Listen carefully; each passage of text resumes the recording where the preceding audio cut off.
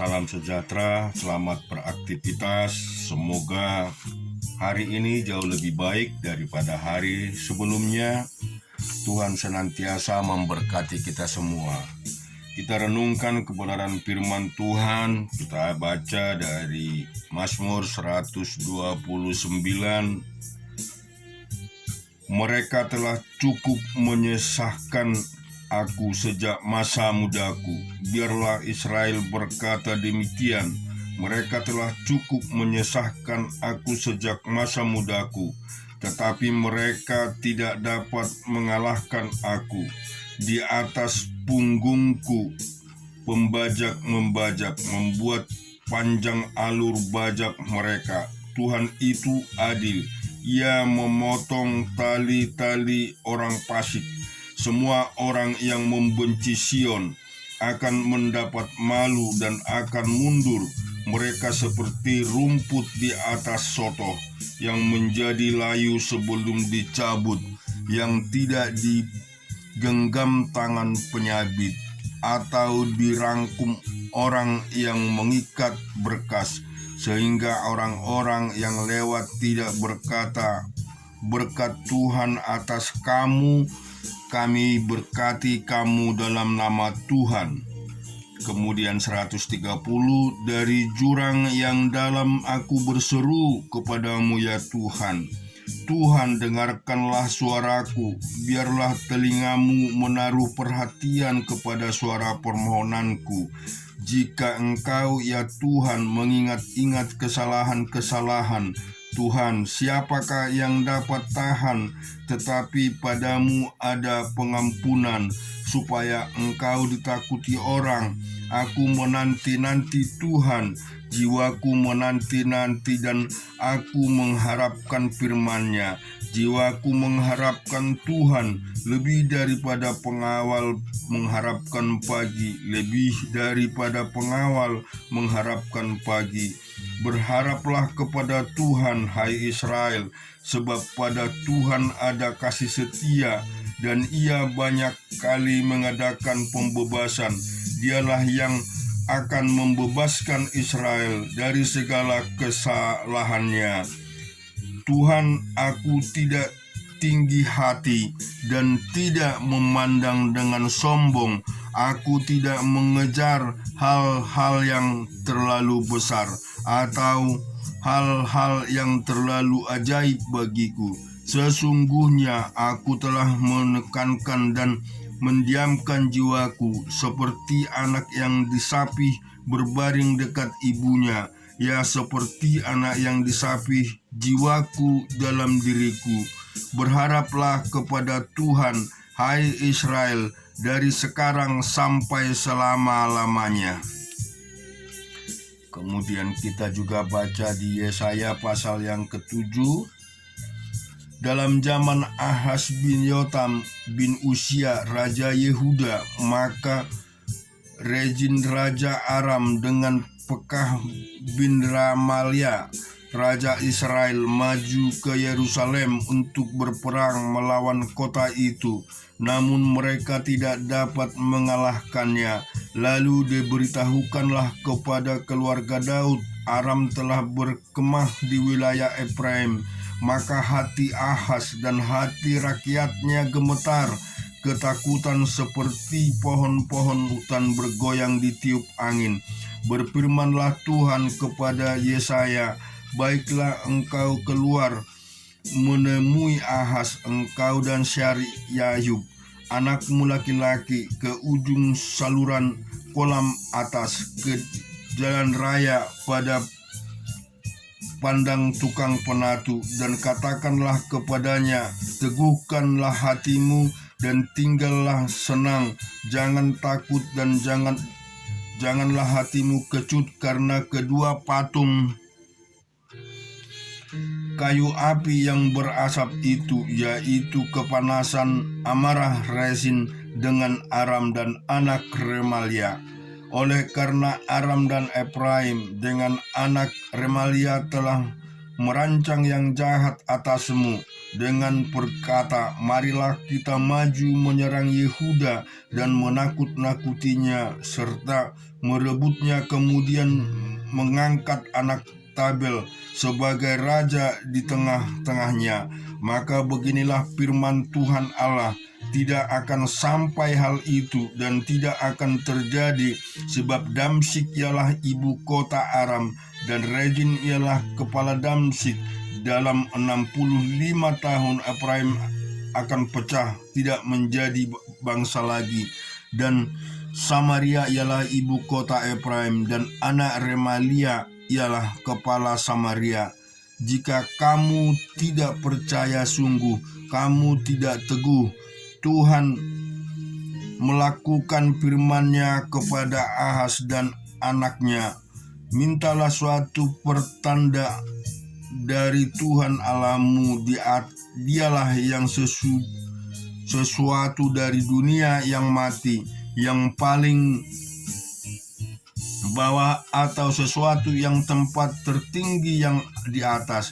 Tetapi Ahaz menjawab, aku tidak mau meminta, aku tidak mau mencobai Tuhan. Lalu berkatalah Nabi Yesaya, baiklah, dengarkanlah hai keluarga Daud, belum cukupkah kamu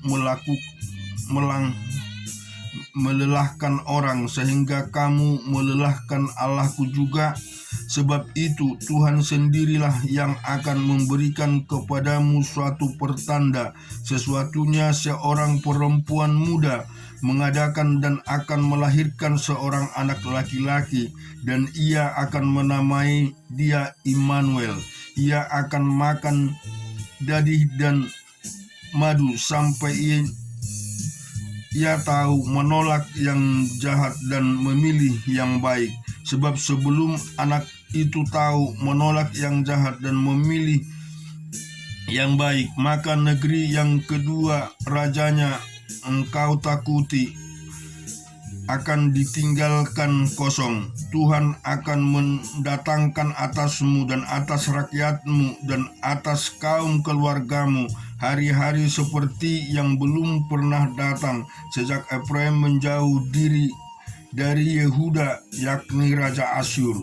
Pada hari itu akan terjadi, Tuhan bersuit memanggil lalat yang ada di ujung anak-anak sungai Nil, dan memanggil lebah yang ada di tanah Asyur, dan semuanya akan datang hingga di lembah yang terjadi, dan di celah-celah bukit-bukit batu, dan di segala pagar duri, dan di segala tanah penggembalaan. Pada hari itu, dengan pisau cukur yang dipinjam dari seberang sungai Efrat, yakni Raja Asyur, Tuhan akan mencukur kepala dan bulu paha. Bahkan pisau itu akan melenyapkan janggut juga. Pada hari itu setiap orang akan memiara seekor lembu betina yang muda dan 2 ekor domba, dan karena banyaknya susu yang dihasilkan mereka akan makan dadih. Sungguh dadih dan madu akan dimakan oleh setiap orang yang masih tinggal di dalam negeri. Pada hari itu setiap tempat di mana biasanya tumbuh 1000 pohon anggur dan yang berharga 1000 siskal perak akan menjadi tempat putri malu dan rumput.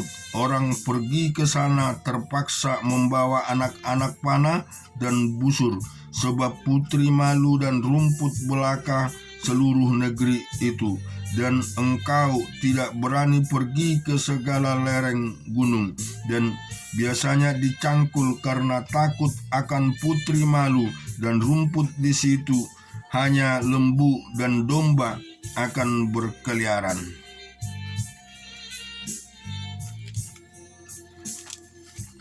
Kita juga renungkan di dalam Hakim-Hakim pasal ke-13. Orang Israel melakukan pula apa yang jahat di mata Tuhan. Sebab itu Tuhan menyerahkan mereka ke dalam tangan orang Filistin 40 tahun lamanya. Pada waktu itu ada seorang dari Zora dari keturunan orang dan namanya Manoah, istrinya mandul tidak beranak. Dan malaikat Tuhan menampakkan diri kepada perempuan itu, memang engkau mandul tidak beranak, tetapi engkau akan mengandung dan melahirkan seorang anak laki-laki. Oleh sebab itu peliharalah dirimu, jangan minum anggur atau minum yang memabukkan, dan jangan makan sesuatu yang haram. Sebab engkau akan mengandung dan melahirkan seorang anak laki-laki. Kepalanya takkan kena pisau cukur, sebab sejak dari kandung ibunya anak itu akan menjadi seorang nasir Allah, dan dengan dia akan mulai menyelamatkan orang Israel dari tangan orang Palestina. Kemudian perempuan itu datang kepada suaminya dan berkata, telah datang kepadaku seorang abdi Allah yang rupanya sebagai rupa malaikat Allah. Amat menakutkan, tidak kutanyakan dari mana datangnya, dan tidak juga diberitahukannya namanya kepadaku. Tetapi ia berkata kepadaku, engkau akan mengandung dan melahirkan seorang anak laki-laki.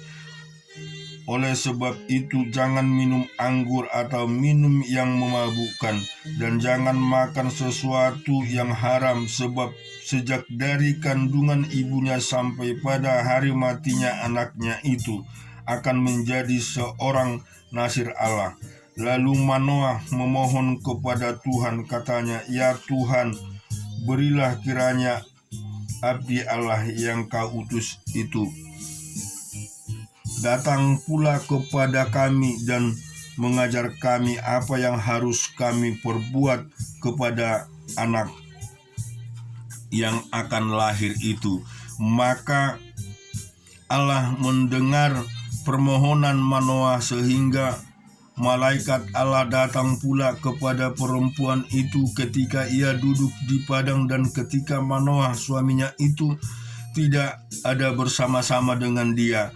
Kemudian perempuan itu segera berlari memberitahukan kepada suaminya. Katanya kepadanya, orang yang datang kepadaku buru-buru baru-baru ini menampakkan diri pula kepadaku. Lalu bangunlah Manoah dan mengikuti istrinya. Setelah sampai kepada orang itu, berkatalah ia kepadanya, engkaukah orang yang telah bicara kepada perempuan ini?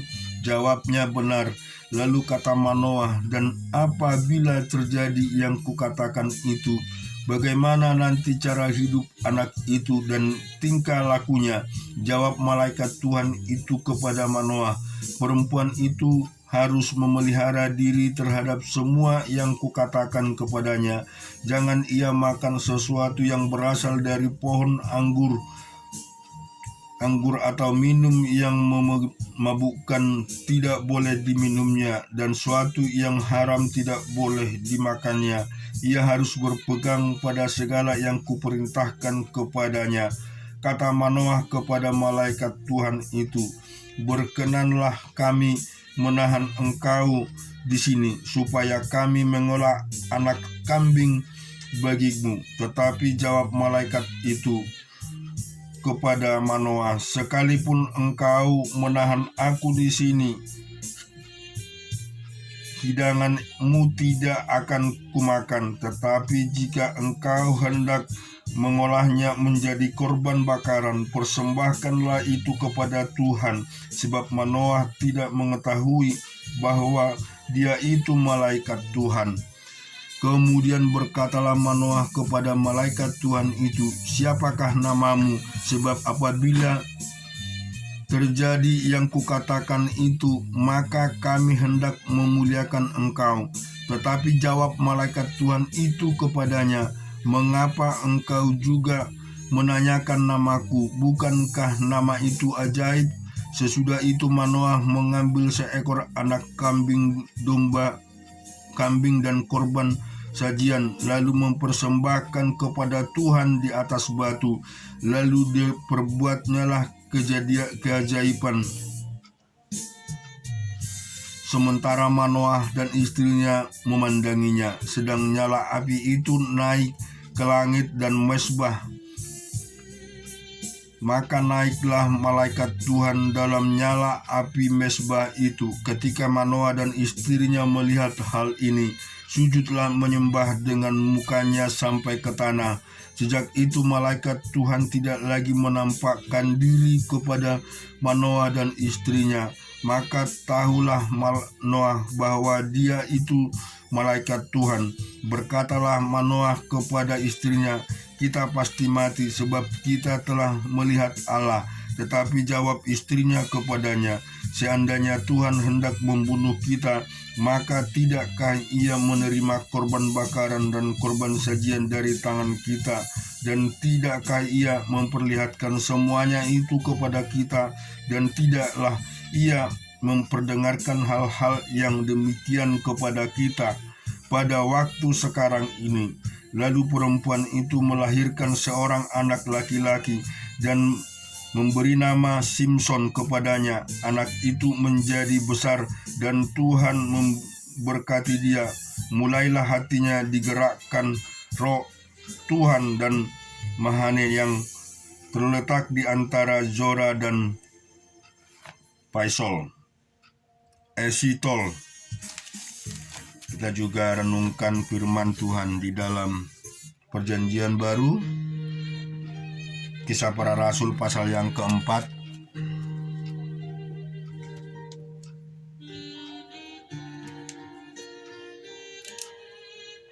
Ketika Petrus dan Yohanes sedang berbicara kepada orang banyak, mereka tiba-tiba didatangi imam-imam dan kepala pengawal bait Allah serta orang-orang Saduki.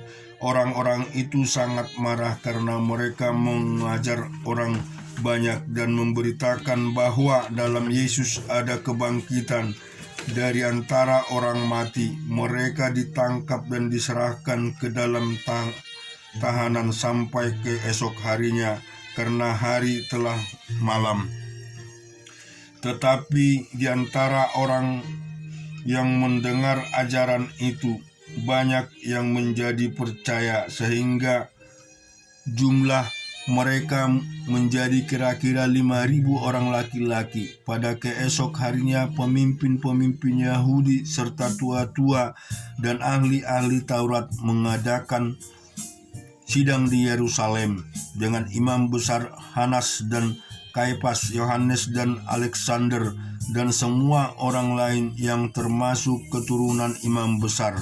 Lalu Petrus dan Yohanes dihadapkan kepada sidang itu dan mulai diperiksa dengan pertanyaan ini, "Dengan kuasa manakah atau dalam nama siapakah kamu bertindak demikian itu?" Maka jawab Petrus penuh dengan Roh Kudus, "Hai pemimpin-pemimpin umat dan tua-tua, jika kami sekarang harus diperiksa karena suatu kebajikan kepada seorang sakit dan harus menerangkan dengan kuasa manakah orang itu disembuhkan, maka ketahuilah oleh kamu sekalian dan oleh seluruh umat Israel bahwa dalam nama Yesus Kristus orang Nazaret yang telah kamu salibkan, tetapi orang telah dibangkitkan Allah dari antara orang mati, bahwa oleh karena Yesus itulah orang itu berdiri dengan sehat sekarang di depan kamu. Yesus adalah batu yang dibuang oleh tukang-tukang bangunan, yaitu kamu sendiri, namun ia telah menjadikan batu penjuru, dan keselamatan tidak ada di dalam siapapun juga selain di dalam Dia, sebab di bawah kolong langit ini tidak ada nama Allah yang diberikan kepada manusia yang oleh kita dapat diselamatkan. Ketika sidang itu melihat keberanian Petrus dan Yohanes dan mengetahui bahwa keduanya orang biasa yang tidak terpelajar, heranlah mereka dan mereka mengenal keduanya sebagai pengikut Yesus. Tetapi karena mereka lebih melihat orang yang disembuhkan itu berdiri di samping kedua rasul itu. Mereka tidak dapat mengatakan apa-apa untuk membantahnya. Dan setelah mereka menyuruh rasul-rasul itu memanggil ruang sidang, meninggalkan ruang sidang, berundinglah mereka dan berkata, tindakan apakah yang harus kita ambil terhadap orang-orang itu, sebab telah nyata kepada semua penduduk Yerusalem bahwa mereka telah mengadakan suatu mujizat yang mengolok dan kita tidak dapat menyangkalnya. Tetapi supaya hal itu jangan makin luas tersiar di antara orang banyak, baiklah kita mengancam dan melarang mereka supaya mereka jangan berbicara lagi siapapun dalam nama itu. Dan setelah keduanya disuruh masuk, mereka diperintahkan supaya sama sekali jangan berbicara atau mengajar lagi dalam nama Yesus. Tetapi Petrus dan Yohanes menjawab mereka, silakan kamu putuskan sendiri manakah yang benar di hadapan Allah, taat kepada kamu atau taat kepada Allah. Sebab tidak mungkin bagi kami untuk tidak berkata-kata tentang apa yang telah kamu lihat dan yang telah kami dengar. Mereka semakin keras mengancam rasul-rasul itu, tetapi akhirnya melepaskan mereka juga, sebab sidang tidak melihat jalan untuk menghukum mereka karena takut akan orang banyak yang memuliakan nama Allah berhubung dengan apa yang telah terjadi. Sebab orang yang disembuhkan oleh mujizat itu sudah lebih dari 40 tahun umurnya. Sesudah dijelaskan, pergilah Petrus dan Yohanes kepada teman-teman mereka. Lalu mereka menceritakan segala sesuatu yang dikatakan imam-imam kepada tua-tua kepada mereka. Ketika teman-teman mereka mendengar hal itu, berserulah mereka bersama-sama kepada Allah, katanya, ya Tuhan, Engkaulah yang menjadi langit dan bumi, laut dan isinya, dan oleh Roh Kudus dan dengan perantaraan hamba-Mu Daud Bapa kami, Engkau telah berfirman, mengapa rusuh bangsa-bangsa, mengapa suku-suku bangsa mereka perkara yang sia-sia. Raja-raja dunia bersiap-siap dan para pembesar berkumpul untuk melawan Tuhan dan yang diurapinya. Sebab sesungguhnya telah berkumpul di dalam kota ini Herodes dan Pilatus beserta bangsa-bangsa dan suku-suku bangsa Israel melawan Yesus, hamba-Mu yang kudus dan Engkau urapi, untuk melaksanakan segala sesuatu yang telah Engkau tentukan dari semua oleh kuasa dan kehendak-Mu. Dan sekarang ya Tuhan, lihatlah bagaimana mereka mengancam kami, dan berikanlah kepada hamba-hamba-Mu keberanian untuk memberitakan firman-Mu. Ulurkanlah tangan-Mu untuk menyembuhkan orang, dan adakanlah tanda-tanda dan mujizat-mujizat oleh nama Yesus hamba-Mu yang kudus. Dan ketika mereka sedang berdoa, goyanglah tempat mereka berkumpul itu, dan mereka semua penuh dengan Roh Kudus. Lalu mereka memberitakan firman Allah dengan berani. Adapun kumpulan orang yang telah percaya itu, mereka sehati, sejiwa, dan tidak seorang pun yang berkata bahwa sesuatu dari kepunyaannya adalah miliknya sendiri, tetapi segala sesuatu adalah kepunyaan mereka bersama. Dan dengan kuasa yang besar rasul-rasul memberi kesaksian tentang kebangkitan Tuhan Yesus, dan mereka semua hidup dalam kasih karunia yang berlimpah-limpah. Sebab itu tidak ada seorang pun yang berkekurangan di antara mereka, karena semua orang yang mempunyai tanah atau rumah menjual kepunyaannya itu, dan hasil penjualan itu mereka bawa dan mereka letakkan di depan kaki rasul-rasul, lalu dibagi-bagikan kepada setiap orang sesuai dengan kepunyaannya. Demikian pula dengan Yusuf yang oleh rasul-rasul disebut Barnabas, artinya anak penghiburan, sehingga Lewi dan Siprus ia menjual ladang miliknya, lalu membawa uangnya itu dan meletakkan di depan kaki rasul-rasul. Amin. Kita bersyukur, berterima kasih, merenungkan firman Tuhan yang sangat luar biasa. Bagaimana Petrus dan Yohanes memberikan mukjizat-mukjizat setelah Tuhan Yesus naik ke surga, dan mereka menyembuhkan, memberikan banyak peristiwa yang mengherankan, sehingga sungguh banyak ketika itu yang diselamatkan. Ini adalah kuasa yang luar biasa dari Tuhan kita Yesus Kristus, memberikan kuasa kepada rasul-rasulnya, dan kita percaya bahwa kuasa itu sampai hari ini masih juga tetap ada, dan juga masih Tuhan berikan ketika kita percaya dan mau melakukan dengan setia di hadapannya. Tuhan kiranya memberkati kita semua, biarlah hari ini kita diberkati dengan penuh sukacita dan diberkati dengan segala apa yang kita pergumulkan. Amin.